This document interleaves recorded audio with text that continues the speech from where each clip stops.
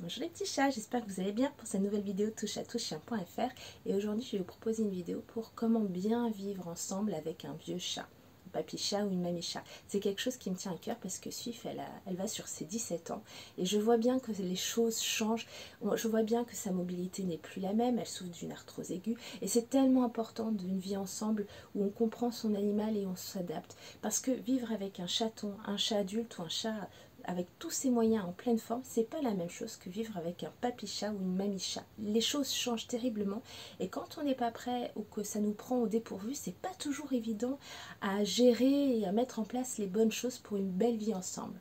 Donc déjà, je vais vous proposer de repérer les signes. Ensuite, je vais vous proposer une modification de l'environnement adaptée à l'âge et à la mobilité de son poilu. Et enfin, je vais vous parler des changements que cela peut impliquer.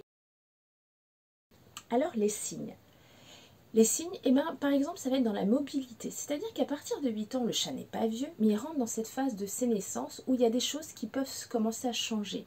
Alors moi, je vous invite toujours à partir de 8 ans de demander à votre vétérinaire de faire un bilan de santé. Déjà pour voir s'il va très bien, c'est parfait, vous avez une base sur quelque chose qui va bien. Et quand votre chat va commencer peut-être à avoir des difficultés de mobilité ou peut-être une santé qui va évoluer avec sa vieillesse, et bien votre vétérinaire, il a vraiment une base pour faire une comparaison. Par exemple, Suif a toujours beaucoup bu. Donc c'est quelque chose qui est naturel. On sait qu'elle boit toujours beaucoup. Donc on a cette base-là et c'est quand elle va boire plus que le beaucoup qu'on va se rendre compte qu'il y a un truc qui ne va pas forcément bien. Donc à partir de 8 ans, moi je recommande vivement avec votre vétérinaire de faire un bilan pour vérifier que tout va bien. Donc faire des bilans régulièrement parce qu'il y a des signes qu'on ne peut pas repérer. Ensuite, eh bien peut-être que votre chat, comme nous, il y a des choses qui se dégénèrent un petit peu, donc il va peut-être moins bien voir. Et ça va se repérer parce qu'il va être peut-être plus maladroit dans ses sauts, dans ses mouvements, peut-être être surpris par un mouvement de votre main pour un câlin. Il va peut-être moins bien entendre aussi, c'est-à-dire que quand vous allez parler près de lui, il va être plus surpris que d'habitude, il va sursauter plus vite à certains bruits, comme s'il ne s'y attendait pas. Au niveau du toucher, peut-être que les câlins, les jeux, ça va être moins vite agréable, qu'il va peut-être avoir des conduites plus agressives. Et puis au niveau de l'arthrose, alors moi c'est quelque chose qui me touche beaucoup parce que mon chat a de l'arthrose et ça s'est déclenché très vite et c'est une arthrose très forte et je vois bien qu'elle souffre très vite fort.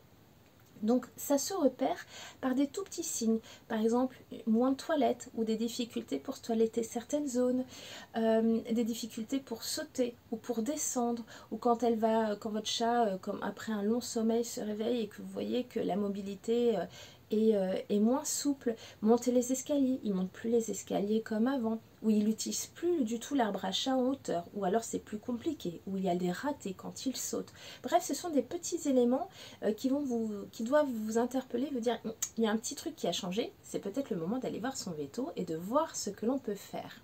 Donc ça c'est vraiment, après il y a, ça c'est des bases, peut-être que vous allez repérer d'autres choses, qu'il y a d'autres éléments qui vont vous faire remarquer que votre chat il est plus tout à fait fringant, tout jeune, et que là la mobilité commence à s'impacter et que la vieillesse commence à vraiment se faire ressentir. Vous avez des chats, ça ne va pas être tous à la même âge, au même âge. Ensuite, au niveau de l'environnement, comment l'aménager et l'adapter pour que ce soit au mieux pour son chat. Oui, parce que quand son chat voit moins bien, entend moins bien, est moins à l'aise dans ses mouvements, la vie ensemble évolue et n'est plus la même. Si votre chat adore être en hauteur et que là, il est plus capable d'aller dans cette hauteur, de monter sur le lit, le canapé, l'arbre à chat, il est moins à l'aise, la vie est moins belle pour lui. Et puis, c'est dur de voir son chat plus comme d'habitude. Donc, il y a des petites choses à aménager pour que tout se passe bien, en douceur, sans souffrance, que ça soit plus fluide pour tout le monde.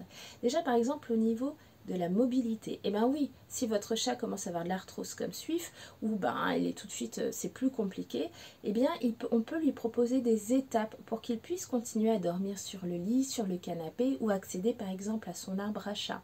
Ça peut être avec une rampe, on en trouve maintenant sur internet très facilement, donc une rampe pour qu'il est facile de monter et de descendre. Ça peut être aussi en mettant un marchepied pour accéder au lit, ou alors une petite caisse, un tabouret. Il peut y avoir des éléments pour aider votre chat. Par exemple la mienne, elle n'utilise pas la rampe, elle est comme ça, j'arrive pas à la faire utiliser la rampe, mais par contre j'ai au pied de mon lit une caisse où elle saute sur la caisse et après elle saute sur mon lit. Et puis j'ai la chance d'avoir un rebord sur mon lit qui est assez large, qui doit être un peu comme ça, donc je décale ma couette. Alors ça fait pas très beau, hein, mon lit il n'est jamais complètement fait, mais elle utilise ce rebord pour accéder sur le lit. Donc c'est ce genre d'éléments qui vont permettre à votre chat d'accéder plus facilement, de proposer des zones intermédiaires. Et puis, toujours sur cette mobilité réduite, ceux qui me connaissent, vous savez, j'adore la gamelle ludique, je trouve ça formidable. N'empêche que quand le chat commence à avoir des difficultés pour bouger les pattes, ça devient compliqué. Et puis vous avez des chats qui en vieillissant n'aiment plus trop manger. Donc la gamelle ludique dans ces moments-là, ça peut bloquer l'envie de manger, ça peut être difficile pour manger, mais des fois il vaut mieux reproposer une gamelle normale ou alors proposer une gamelle ludique moins compliquée. À vous d'adapter. Moi, ça fait pas très longtemps, Suif, elle n'a plus du tout de gamelle ludique. Elle est toujours disponible. Des fois, je vois, elle est au taquet, elle va l'utiliser. Mais elle a aussi maintenant des gamelles normales. Voilà, parce que dans le mouvement des pattes, ça devient compliqué de se tenir sur 3 pattes, de garder l'équilibre, certains gestes. Donc, il faut adapter sur ça. Et puis, on peut multiplier les zones. Alors c'est quelque chose que naturellement je recommande, mais quand un chat est moins souple, moins en forme, peut-être malade et que c'est compliqué, eh ben, on peut multiplier les choses et les rapprocher. C'est-à-dire que au lieu de mettre la litière à 20 mètres de la gamelle, peut-être réduire le champ, la zone de vie de son chat et les multiplier. Donc la litière moins loin de la gamelle de croquette, moins loin de la gamelle d'eau, pas juste à côté parce que ça peut vraiment gêner le chat, mais en tout cas rapprocher les zones pour que votre chat puisse aller plus vite de l'un à l'autre, se sent moins perdu et les multiplier. Par exemple, si vous avez un étage, et ben mettre autant une gamelle de croquettes, une gamelle d'eau, une litière, un griffoir à l'étage et en bas, et des zones chaudes. C'est-à-dire proposer des couchages chauds, douillets, peut-être les rapprocher du poêle, peut-être les rapprocher du radiateur, peut-être faire, si le sol, il n'y a pas de tapis, peut-être rajouter un tapis. Alors déjà parce que si le chat est moins mobile, eh ben, il peut glisser sur le sol et ça peut être moins confortable. S'il saute d'une hauteur, eh ben, il peut avoir du mal à se rattraper. Donc de placer des tapis peut-être autour de l'arbre à chat, peut-être de là où il va sauter, déjà il va se stabiliser. Et puis eh ben, ça peut être un tapis et mettre le couchage au-dessus pour qu'il ne soit pas à même le sol et qu'il ait moins froid. Donc c'est des petits éléments qui vont aider. Pareil au niveau de la litière, c'est-à-dire que eh ben, il y a des chats, ils ont besoin d'un rebord super haut. On a une grande litière. Peut-être que vous avez... alors moi je suis...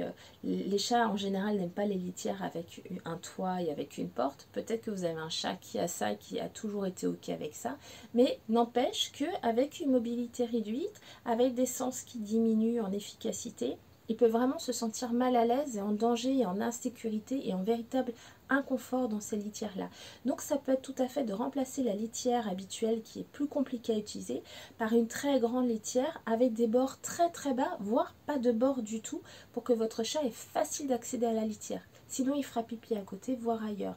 Par exemple, pour Suif, bon, elle a une litière normale qui est continue à utiliser, mais j'ai aussi acheté c'est une sorte de plateau pour faire des bains de pieds. Donc le bord il est très très bas. Alors c'est pas une litière ronde, hein, c'est une litière en grande forme de pied. N'empêche que du coup elle a facile à accéder sur cette litière. Sur le rebord il est très très bas.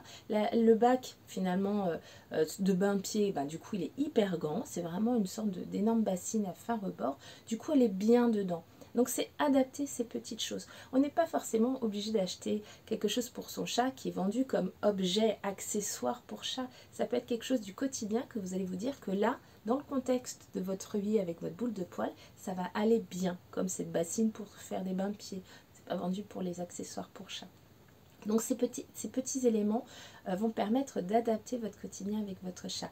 N'hésitez pas à observer, voir ce qui fonctionne bien et donc continuer là-dedans, voir quelque chose qui fonctionne moins bien. Encore une fois, suivre pour accéder au lit, tout ce que j'ai utilisé en mode rampe, ça ne fonctionne pas. Elle ne veut pas l'utiliser, elle préfère encore les bons. Donc moi j'utilise des petits intermédiaires pour éviter qu'elle fasse de trop gros sauts. Et j'ai essayé de protéger certains endroits où je me dis qu'elle peut se louper. Donc ça va dépendre votre boule de poil de proposer les choses. Et puis le petit truc et astuce que j'ai remarqué, c'est que des fois votre chat, en vieillissant, il y a des chats qui mangent moins bien. C'est ok, on le sait, c'est comme nous humains, des fois on mange moins en vieillissant. Alors peut-être que pour stimuler la nourriture, des fois ce qui fonctionne bien, c'est de donner un peu de chaleur. C'est-à-dire par exemple de mettre quelques secondes la nourriture humide au micro-ondes pour lui donner un peu de chaleur. Pareil, mettre peut-être un petit peu d'eau chaude dans les croquettes. Des fois, ça va re-stimuler l'odeur, ça va re-stimuler le parfum et re-stimuler l'appétence du chat. Et moi, par exemple, par ma expérience pour Swift, ce qui fonctionne bien des fois dans la nourriture humide, c'est de chauffer l'assiette où je vais mettre la nourriture humide dedans. Alors c'est vraiment une assiette en céramique blanche avec un petit rebord. Et en fait, quand elle est chaude et que je mets la nourriture humide dedans, ça lui donne vraiment plus envie de manger. Donc ça, c'est un petit truc à astuce que j'ai par expérience personnelle avec mes chats. Enfin, je vais vous parler du changement de comportement. Alors, je vais vous donner un exemple. Swift, c'est une petite chatte ultra sensible, ultra fragile et douce comme un cœur. Et ben n'empêche, la semaine dernière, elle m'a mordu 2 fois. Vous voyez? Alors je sais pas si ça se voit. Elle m'a bien mordu, bien mordu. C'est pas du tout habituel. Elle était sur mes genoux et en fait, j'ai fait comme d'habitude. Je me suis décalée pour qu'elle s'installe derrière moi parce que moi je devais me lever, j'avais un rendez-vous. Et puis il fallait que je me lève de toute façon. Et bien ces 2 fois-là, elle m'a mordu très violemment le bras. C'est pas parce qu'elle est méchante, c'est pas parce que tout d'un coup elle est devenue complètement folle. Elle a eu il y a 2 semaines une très violente crise d'arthrose. On lui a fait des injections, ses injections habituelles. J'ai retravaillé l'environnement pour essayer qu'elle soit encore moins en difficulté. N'empêche que depuis, elle est encore plus sensible que d'habitude. Et du coup, le contact est plus inquiet. C'est-à-dire que même si elle me fait confiance et que les choses se passent très bien avec elle, elle est plus prudente, c'est-à-dire que, en fait, c'est un peu comme vous imaginez que vous vous cognez le pied sur le bord du lit, vous avez super mal à l'orteil, vous avez peut-être confiance en votre entourage, n'empêche que quand quelqu'un va passer très vite près de vous, vous allez un peu décaler l'orteil, vous allez être un peu prudent parce que vous avez mal. Et bien, Swift, c'était ça, c'est-à-dire qu'elle avait vraiment très mal dans tout ce qui est le bas du dos, je fais très attention. Dans les câlins, je fais très attention. N'empêche qu'au moment de la porter, les 2 fois, elle a eu peur, elle est plus sensible. Et en fait, c'était une réaction de peur et un peu de douleur. C'était pas méchant. Et c'est là où je veux en venir. C'est que des fois, quand le chat vieillit, quand il a des sensibilités, quand il y a des douleurs qui apparaissent, son comportement peut changer. Et c'est normal, il est plus réactif parce qu'il est plus sensible, il peut être plus fragile parce qu'il a peur d'avoir mal, il a peur d'être blessé, il est moins confortable. Donc il faut observer son chat et s'adapter. Donc par exemple pour Swift, en général j'arrivais à faire attention. Mais là vraiment comment elle était mise, je pense qu'elle dormait trop profondément. Et même si je l'ai prévenue par un petit bruit habituel que j'ai travaillé avec elle, que j'allais la déplacer, elle n'était pas bien mise. Je pense elle dormait depuis trop longtemps sur mes genoux et que j'ai pas assez attendu qu'elle se réveille pour la déplacer. Donc dans ce cas-là, il ne faut pas se punir, il ne faut pas la punir, il ne faut pas se fâcher, il ne faut pas être en colère. Notre chat qui va nous mordre à ce moment-là, c'est de toute façon pas un chat méchant. C'est en général vraiment une preuve de grande sensibilité. Donc ça permet aussi de se rendre compte ce qui va ou ce qui ne va pas. Si tout d'un coup votre chat change de comportement, a des conduites agressives, alors moi je pourrais même dire des réponses agressives parce que du coup on visualise mieux et on comprend mieux que c'est pas un acte méchant, c'est une réponse à une situation qui a été compliquée à vivre pour lui. Donc peut-être que la réponse agressive du chat, c'est par rapport à dans le contexte. Et oui, si votre chat a des difficultés au niveau de la mobilité, qu'il a des souffrances comme Swift avec l'arthrose, les câlins doivent se faire plus en douceur, moins appuyés, moins longtemps au même endroit. Peut-être que là où votre chat aimait être caressé avant, c'est plus du tout un endroit ok pour lui parce que c'est devenu une zone douloureuse. Donc il faut réadapter. Et comment il peut le dire, à part des petits signes qui peuvent être le balancement de la queue, les mouvements de l'oreille, voire un grognement, ça peut être aussi parce que votre chat va se mettre à vous lécher, c'est pas un bisou, c'est peut-être pour dire stop. Et puis si la douleur ou la quiétude qu'il y a eu comme avec Swift est trop forte, il y a la morsure. Donc c'est pas grave, c'est toujours frustrant, on se sent toujours attaqué, on pense que vraiment c'est pas cool, mais c'est aussi le moyen que votre chat a exprimé que là il y a un truc qui va pas. Et donc on adapte ce comportement-là. comme les jeux, notamment quand son chat devient un vieux papy, une vieille mamie, et que bah voilà, ça se fatigue plus vite, c'est plus compliqué. Faire des jeux moins intenses. C'est pas grave de ne pas faire courir le chat partout dans la pièce. Ça peut être de juste bouger une ficelle, sa canne à pêche ou le jouet qu'il adore à proximité de lui et hop, un petit coup de patte ou juste l'observation. Suffit, la fait plus courir dans tous les sens. Et ça peut être aussi de rechercher des jouets parfumés qui vont stimuler votre chat sans le faire courir partout. Le comportement change, l'attitude change et donc les jeux et les plaisirs de jeu peuvent varier et évoluer par rapport à avant. Donc c'est toujours intéressant de retester même des choses qu'on a déjà connues. Donc voilà, j'espère que toutes ces infos vont un peu vous aider au quotidien avec votre vieux chat ou votre mamie chat, parce que c'est quelque chose qui encore une fois me tient à cœur, parce que j'ai eu des chats très vieux et on ne se rend pas compte toujours que on n'a pas envie qu'ils vieillissent et du coup on n'a pas toujours le regard et le recul qui nous permet de voir que les choses ont changé et qu'il faut un petit peu modifier tout ce qu'on vit avec sa boule de poil, que ce soit dans l'environnement, dans les interactions. Mais quand on prend conscience de ça et quand on met bien les choses en place, le lien est toujours plus fort et plus incroyable. Enfin, pour terminer cette vidéo, je vais déjà aborder une chose que j'ai pas abordée un petit peu avant, parce que j'ai eu un problème de micro et j'ai dû refaire. Donc en fait, je me suis rendu compte que j'ai pas parlé de ce sujet-là plus en profondeur, c'est les sens. C'est-à-dire que comme je disais, un chat qui vieillit, c'est un peu comme nous, il entend moins bien, il voit moins bien, donc il est plus réactif. Donc il faut vraiment éviter de surprendre son chat pour que par la peur, il n'ait pas une réponse agressive parce qu'il s'est senti en danger. Donc vraiment, avant de le caresser, déjà, je vous invite toujours à mettre en place ce côté du consentement et de ne pas être intrusif. Ça change la vie avec son chat. J'ai plein de vidéos, j'ai plein d'articles dessus. N'hésitez pas, vraiment, ça change la vie avec son chat.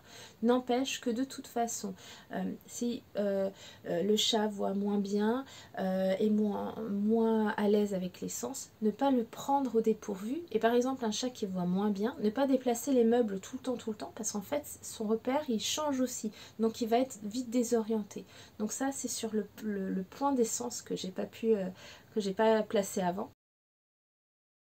Et en fait, si je devais donner un dernier conseil sur comment bien vivre avec son papy chat ou sa mamie chat, ne jamais hésiter à en parler avec son vétérinaire qui peut proposer des choses vraiment adaptées, notamment au niveau de l'alimentation, parce que quand un chat est malade ou qu'il vieillit, l'alimentation, elle doit s'adapter pour que ça se passe le mieux possible, le plus longtemps possible. N'hésitez pas non plus à faire appel à un ostéo animalier qui a vraiment les compétences pour apporter un bien-être aux chats et aux chiens aussi. Vraiment, j'ai rencontré une ostéo animalier pour suivre, ça a vraiment fait la différence. Donc ne pas hésiter à en parler.